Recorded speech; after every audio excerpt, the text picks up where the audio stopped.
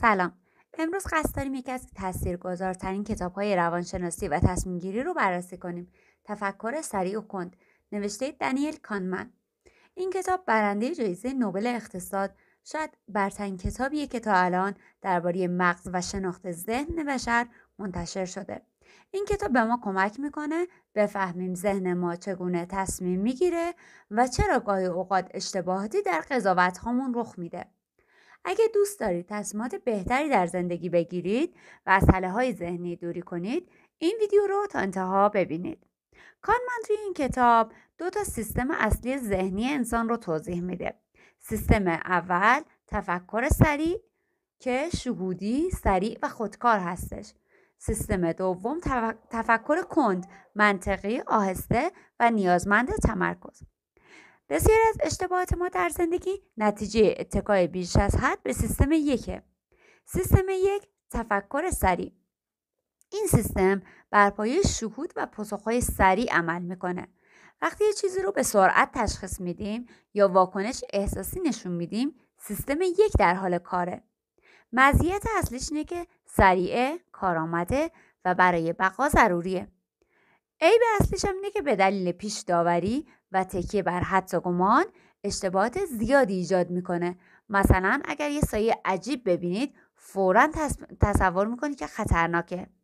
این سیستم یک شماست که فعال شده. سیستم دو تفکر کند. این سیستم مسئول تحلیل منطقیه و تصمیم گیری دقیقه. فعال کردن اون به تمرکز و انرژی نیاز داره و مزیتش اینه که میتونه مشکلات پیچیده رو حل بکنه و قضاوت‌های منطقی ارائه بده. و معایبش هم کند بودن و گاهی خسته کننده بودنشه.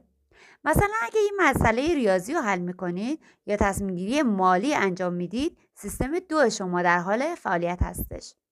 پیش‌داوری ها و تله‌های ذهنی که وجود داره توی کتاب توضیح میده که سیستم 1 چگونه ما رو به اشتباه میندازه. یکی از این پیش‌داوری ها اثر لنگر هستش. تصمیمات ما به اطلاعات اولیه یا اعدادی که میبینیم وابسته میشن. مثلا توی تخفیف ها قیمتی که ابتدا میبینیم، مثلا $100 شما رو متقاعد میکنه که تخفیف خیلی ارزشمندیه. دومین اعتماد بیش از حده. ما بیشتر از اون که باید به قضاوت ها و توانایی های خودمون اعتماد میکنیم. سومین مورد دسترس پذیریه. ما به اطلاعاتی که راحت تر به ذهنمون میاد بیشتر وزن میدیم. مثلا بعد از شنیدن اخبار سقوط هواپیما ممکنه پرواز رو خطرناکتر از رانندگی بدونید، حتی اگه آمار خلاف این عدد رو بده. اثر چارچوب چهارمین عامله. تصمیمات ما به نحوه ارائه اطلاعات وابسته است. مثلا اگر به شما بگن یه دارو 90% موفقیت داره، ممکنه بیشتر اعتماد بکنید تا وقتی بگن 10% احتمال شکست داره، در حالی که 2 عدد یکیه. کاربردهایی که این 2 اثر در زندگی واقعی ما داره، تصمیم گیری بهتر، مدیریت احساسات و بهبود تعاملات اجتماعیه.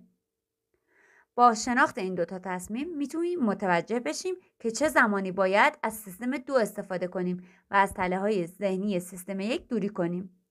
مدیریت احساسات. وقتی احساس کردید تصمیمی احساسی دارید میگیرید، متوقف بشید و اجازه بدید سیستم 2 وارد عمل بشه. بهبود تعاملات اجتماعی. با درک پیش‌داوری‌ها میتونید بهتر دیگران رو بفهمید و قضاوت بهتری داشته باشید.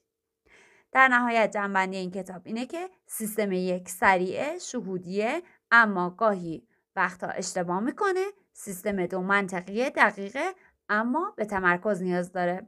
آگاهی از این 2 سیستم به شما کمک میکنه تصمیمات بهتری بگیرید. اگر میخواید عمیق‌تر با این مفاهیم آشنا بشید، حتما کتاب رو بخونید. نظرات خودتون رو در بخش کامنت ها با ما به اشتراک بذارید